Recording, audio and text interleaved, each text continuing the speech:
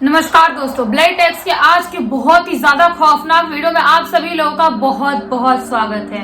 दोस्तों आज के इस वीडियो में हम लोग इस दुनिया में मौजूद ऐसे 5 अर्बन लीजेंड्स की सच्ची दास्तां आप लोगों को सुनाने वाले हैं, जिसे सुनने के बाद आप लोग समझ जाएंगे कि इस दुनिया में कौन आम इंसान है और कौन शैतान है।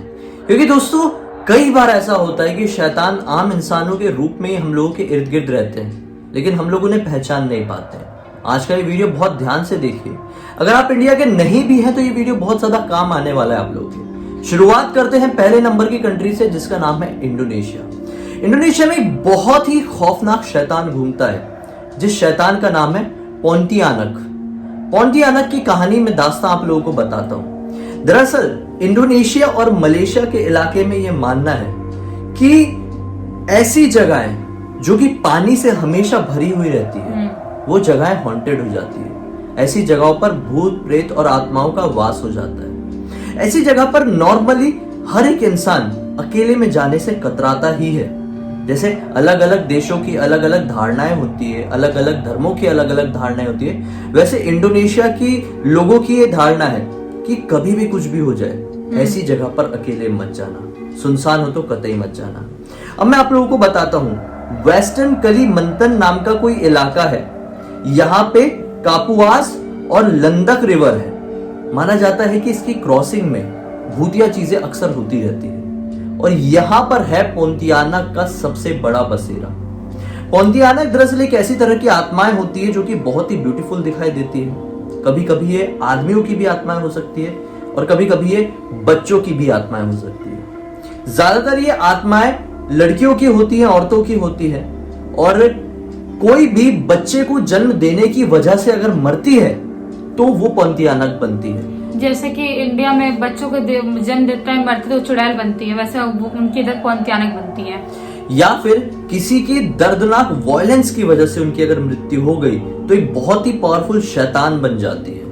मतलब मान लो कि उसको किसी ने बहुत ज्यादा परेशान कर दिया, उसको इतना परेशान कर दिया तो मार डाला और उसकी वजह से उसकी मौत हो गई, तो फिर एकदम खतरनाक वाली शैतान बनेगी जो किसी के भी काबू में नहीं आने वाली।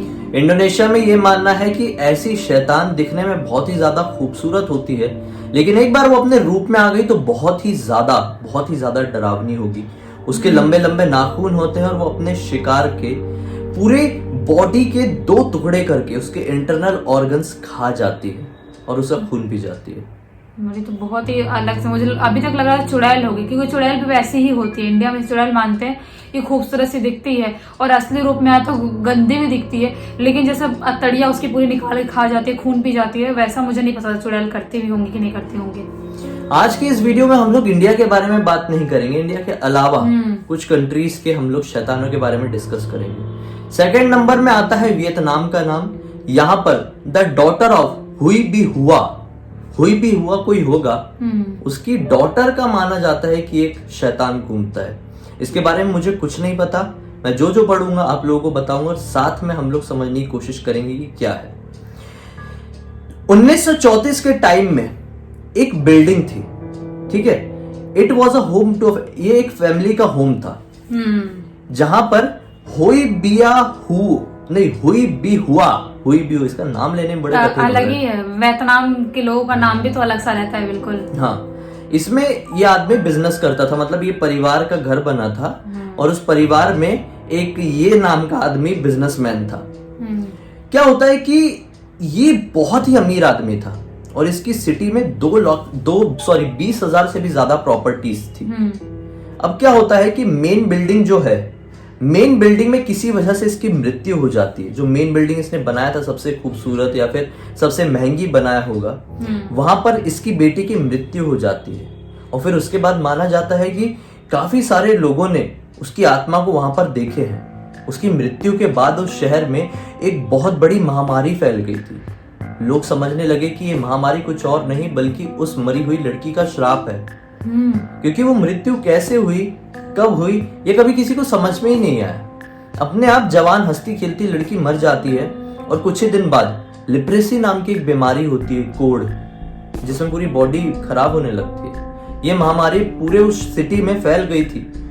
सब लोग बहुत ज्यादा घबराने लगे और भगवान के सामने बहुत मिन्नतें किए, हाथ पैर जोड़े और उस बिल्डिंग से बहुत दूर रहने लगे। शायद ऐसी कोई हॉलीवुड की मूवी देख चुके हैं इसी टाइप की, कि मतलब किसी की डेथ होती है, उसकी आत्मा की वजह से लोग मानते हैं कि जो भूत है उसकी वजह से महामारी फैली हुई है और कैसे कैसे भूत से बचते हैं। उस टाइप की हॉलीवुड की फिल्म देख चुके हैं। वो वियतनाम के ऊपर ही था, शायद हो सकता है ऐसा, पता नहीं। अब इसे लोगों का समझ लो एक ऐसी मन में पैदा हुई धारणा का हो या फिर सच्ची घटना का हो, एक कोइंसिडेंस का हो, लेकिन हम ये समझ नहीं सकते कि ऐसा क्यों हुआ कि वो लड़की की मृत्यु तो हुई, लेकिन उसकी मृत्यु के कुछ ही दिन बाद से वहां पर ये बीमारी फैलने लगी। और जैसे ही जहां पर उसकी मृत्यु हुई थी वहां से लोगों ने दूरी बनाना शुरू की, तो धीरे धीरे सब कुछ ठीक हो गया। काफी सारे लोगों ने उस बिल्डिंग में उस बच्ची की आत्मा को देखे। हो सकता है कि उसकी मौत नॉर्मल नहीं हुई होगी, कुछ तो ऐसा श्राप लगा हुआ या कोई ना कोई प्रॉब्लम की वजह से कुछ तो हो गई जिसकी वजह से उसकी मौत हुई थी और वो बाद में सबको परेशान करना चालू कर दी उसने। ये एक मिस्ट्री ही रहेगी। अगर आप में से कोई है वियतनाम का और जो हमारी लैंग्वेज समझ रहा है तो वो लोग प्लीज कमेंट सेक्शन में बताएं। हम जानना चाहेंगे कि इसकी सच्ची दास्तां पूरी कहानी क्या है, क्योंकि ये मिस्टीरियस है। ये सिर्फ वहीं के लोगों को पता होगा, मुझे लगता है ज्यादा। 3rd नंबर में नाम आता है म्यांमार का द येलो रिबन लेडी। ये भी कुछ अलग ही नाम लग रहा है।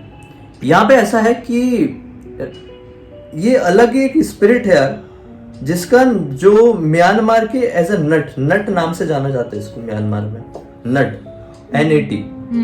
ये जो स्पिरिट्स होती है ये बहुत पुराने जमाने के हिंदू और local animist beliefs that are also. अच्छा, ये ऐसे इंसान की आत्मा होती है जो बहुत ही पुराने जमाने के हिंदूज जो होते थे, मतलब जो पूजा पाठ करने वाले, जो एकदम वैसी धारणा रखने वाले होते थे ना, संत प्रवृत्ति वाले लोग। हाँ, जैसे महात्मा संत होते उस टाइप के। हाँ, और उनकी और एक बौद्ध जो बहुत ही बड़े उसमें लेवल पे पहुंच चुका था, उसकी आत्मा के मिक्स की वजह से एक आत्मा बनती है। एक हिंदू और एक बौद्ध की आत्मा, मतलब दोनों की शक्ति जुड़ गई और उनकी शक्ति की वजह से एक आत्मा बनी, वो ये होती है। ये बहुत अलग सा है, ऐसे कोई स्पिरिट के बारे में कभी सुना भी नहीं था और ना ही पता था। आज पहली बार पता चला है कि मतलब कि 2 स्पिरिट मिलके एक खतरनाक स्पिरिट बनी हुई है। ये मुझे भी नहीं मालूम था, इसलिए मैं खुद इतना कंफ्यूज हो रहा था। और उसका नाम क्या? The yellow ribbon lady. इसे नट नाम से भी जाना जाता है, NAT। मतलब क्या है, कुछ समझ में नहीं आ रहा, मतलब कैसी होगी वो, कैसे, मतलब कहा जाता है कि ऐसे लोगों की स्पिरिट होती है जो कि बहुत ही वॉयलेंस होने की वजह से मर जाते हैं। मतलब उनको प्रताड़ित किया गया होगा और उसकी वजह से उनकी डेथ हुई होगी। हाँ, लेकिन ऐसा भी, मतलब ऐसी कंडीशन में ऐसी आत्माओं के पैदा होने के लिए 2 मृत्यु होना जरूरी होते होगी। मतलब एक ऐसे महान हिंदू की जो अच्छा आदमी था और एक महान बौद्ध की जो बहुत अच्छा आदमी था, और दोनों की बहुत बुरी प्रताड़ना या फिर धोखा देने की वजह से मृत्यु होती है। गलत तरीके से उनको मार दिया जाता है और फिर वो शायद अपना बदला लेने के लिए अपनी शक्ति एक करते हैं और ऐसे फिर लोगों के सामने आते हैं। लेकिन ये आत्माएं बहुत कम होती होंगी, बहुत कम होती होंगी, क्योंकि ये नॉर्मली आत्माएं नहीं बन रही है। मतलब 2 आत्माओं के मिलके एक आत्मा बन रही है, मतलब नॉर्मल नहीं है ये। हाँ, तो हो सकता है इसलिए कम हो गई आत्माएं वहाँ पे। सही बात है। 4थे नंबर में आता है द हंग्री घोस्ट, थाईलैंड का नाम। दी हंग्री घोस्ट, उसका नाम सुन के ही लग रहा है कि मतलब खाने के लिए मुंह खोल के खड़ा होगा। लेकिन इसे लोग वहाँ के प्रेत भी कहते हैं, प्रेत तो हम लोग भी कहते हैं। थाईलैंड में थोड़ा हमारा जैसा कल्चर चलता है, मुझे ऐसा लगता है। इंडिया जैसा थोड़ा बहुत देखने में भी, और थोड़ा बहुत कल्चर भी इंडिया जैसा ही लगता है। क्योंकि वो थाईलैंड है कि इंडोनेशिया, जहाँ पे रामायण को बहुत ज्यादा माना जाता है, मुझे याद नहीं आ रहा है, मेरे ख्याल से थाईलैंड ही है। थाईलैंड में मानते हैं कि वहाँ की जो वो वाली बुक है, सबसे होली बुक माना जाता है, वो रामायण को माना जाता है, शायद थाईलैंड ही है। और थाईलैंड की ही करेंसी में भगवान राम है, थाईलैंड की ही करेंसी में गणपति की मूर्ति है। थाईलैंड में मानते हैं, बहुत ज्यादा मानते हैं। नेताओं की नहीं, वहाँ पे भगवान की शायद, जितना अच्छा मैंने सुना है, शुक्र है। आगे बढ़ते हैं। यहाँ के लोग क्या बिलीव करते हैं? यहाँ के लोग सबसे पहली बात पुनर्जन्म पर बहुत अच्छे से विश्वास करते हैं। मतलब वहाँ के लोग ना थोड़े से वैसे वाले भी है, जैसे अपन लोग जल्दी विश्वास नहीं करते भूत प्रेत या पुनर्जन्म या ऐसे डायन प्रेत आत्माएं। इसके बारे में मुझे पहले भी पता था कि थाईलैंड के लोग थोड़ा ज्यादा ही विश्वास करते हैं, ब्लैक मैजिक पे भी बहुत ज्यादा विश्वास करते हैं। हाँ, मूवी भी देखे हम लोगों ने कुछ ऐसी थाई मूवीज जहाँ पर बहुत ज्यादा ब्लैक मैजिक से रिलेटेड डरावनी चीजें, विशक्राफ्ट से रिलेटेड चीजें दिखाई गई थी। हाँ। खैर, प्रेत जो होते हैं वहां के लोग विश्वास करते हैं पुनर्जन्म पर। अब उनकी जैसी ना, उनकी हमारे जैसी धारणा है हमारे इधर क्या मानते हैं कि अगर किसी की समय से पहले अकाल मृत्यु हो जाती है तो वो प्रेत योनि में चले जाता है और वो भटकते रहता है। यहाँ के लोग भी लगभग सेम ही टाइप का मानते हैं। यहाँ के लोग कहते हैं कि अगर किसी भी इंसान की मृत्यु बहुत ज्यादा टॉर्चर होने की वजह से होती है और समय से पहले हो जाती है तो उसका अगला जन्म नहीं हो पाता है, वो सीधे चले जाता है प्रेत योनि में, वो एक हंग्री घोस्ट बन जाता है। उसके बाद से जिस तरह से उसे एक इंसान ने टॉर्चर किया था, 10 इंसान ने टॉर्चर किए थे, वो उसको जो भी मिलता है वो उसे टॉर्चर करता है। मृत्यु होने के बाद वो एक खतरनाक प्रेत बन जाता है और टिपिकल प्रेत बन जाता है। कोई भी मिलेगा उसको मारकर उसका खून पीने की कोशिश करेगा। मतलब इंडिया के जो कुछ थोड़े बहुत प्रेत होते हैं वैसा वो भी है। हाँ, अगले नंबर में आता है जापान का नाम, यहाँ पे है कप्पा क्विर्की रिवर डेमंस। कप्पा बहुत सुना सुना लग रहा है। मैं इसको तो बिना देखे आपको बता सकता हूँ।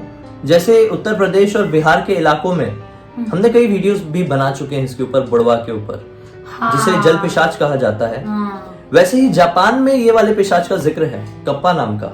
यहाँ के लोग भी यही कहते हैं कि कोई भी ऐसे इलाके में मत जाना। जैसे शुरुआत में हमने डिस्कस किए थे इंडोनेशिया और मलेशिया के लोगों के बारे में कि जो पानी वाले इलाके होते हैं वो भूतिया हो जाते हैं, वैसे ये लोग भी मानते हैं। और यहाँ पे कहते हैं कि पानी के अंदर एक कप्पा नाम का पिशाच रहता है, KAPPA, जो कि किसी भी आने जाने वाले इंसान को अपनी भूख बनाने की कोशिश करता है। सॉरी, भूख नहीं, खाना बनाने की कोशिश करता है, उसे भूख लगती है तो। और कई बार कई सारे लोगों ने ये जिक्र किए हैं कि कई खौफनाक जानवरों की डेड बॉडी उन्हें सुनसान इलाकों के जो नदी के तट होते हैं ना, वहां पे मिली है। ये बुड़वा ही होगा। और बहुत सारे लोग ये कहते हैं कि ऐसे जानवरों को मारना तो इम्पॉसिबल है, लेकिन उनको किसी ने ऐसा मारा है कि जैसे मार के खाया हो। जैसे मान लो शेर की डेड बॉडी हो, शेर को किसी ने, और शेर को कौन खा सकता है, इम्पॉसिबल। और उसको मारना भी थोड़ा पॉसिबल नहीं लगता है, उसको इजीली मारना। और बहुत दर्दनाक डेड बॉडी वहां के लोगों ने देखे। कई इंसानों की मृत्यु वहां पे पानी के किनारे हो गई, जैसे किसी ने उनको खाया है। कई इंसानों की मृत्यु पानी में डूब के हो गई, लेकिन जब उनकी डेड बॉडी बाहर आई तो ये पता चला कि उनके तो पूरे बॉडी के अलग अलग टुकड़े हो चुके हैं। तो ये बड़ा मुश्किल हो जाता है लोगों के समझने के लिए, आखिर कौन सी ऐसी मछली आ गई शार्क के अलावा। और शार्क छोटे तालाबों में होती नहीं, और ये छोटे तालाबों में भी वहां के लोगों को मिला है। हाँ, शार्क कहाँ रह सकता है, वो आधा बॉडी क्यों छोड़ेगी खा के। हाँ, वो तो पूरा खाएगी ना, खाना होगा उसको। तो धीरे धीरे करके ये बात पूरे जापान में फैली और जापान के लोग ये समझ गए कि यहाँ पे कोई कप्पा नाम का पिशाच रहता है। इनकी दंत कथाओं में भी इस बात का जिक्र रहा होगा। जैसे मान लो यूपी बिहार में बुड़वा बोलते हैं, वहाँ पे कैसे मारते हैं बुड़वा लोग, वो लोग अंदर दबोच लेते हैं पानी में, उसके बाद नाक में, आंख में, कान में, हर जगह मिट्टी ठूस के और उसके बाद मारते हैं वो लोग। लेकिन खाने वाने का नहीं पता मुझे, वो लोग मार के दबा डालते, खाने का कुछ ऐसा पता नहीं। लेकिन जो जापान वाला है कि वहाँ पे जो बुड़वा होते हैं कप्पा नाम के, वो खा जाते हैं जानवरों को और इंसानों को, तो वो थोड़े अलग से यूनिक से लग रहे हैं। सही बात है। कमेंट सेक्शन में अब आप लोगों को ये बताना है कि आप लोगों के इधर कौन सा पिशाच बहुत ज्यादा फेमस है, जो पूरी इंडिया में या फिर पूरी दुनिया में नहीं पता, जो स्पेशल आप लोगों को पता है। हमें आपका इंतजार रहेगा। अपनी राय कमेंट सेक्शन में जरूर लिखिए दोस्तों। इस वीडियो को लेकर, अगले वीडियो को लेकर कुछ भी सुझाव हो तो भी कमेंट सेक्शन में बताना। अब तक इस वीडियो को देख लिए तो वीडियो को लाइक जरूर कर देना, चैनल को सब्सक्राइब करके बेल आइकन दबा के ऑल के ऑप्शन में क्लिक करना। अगर हमें पहली बार देख रहे हैं तो इंस्टा के लिंक इस वीडियो के डिस्क्रिप्शन बॉक्स में क्लिक करके डायरेक्टली वहां पर भी पहुंच जाना। चलिए कल हम फिर से मिलते हैं, तब तक के लिए बहुत बहुत धन्यवाद। आपका दिन शुभ हो।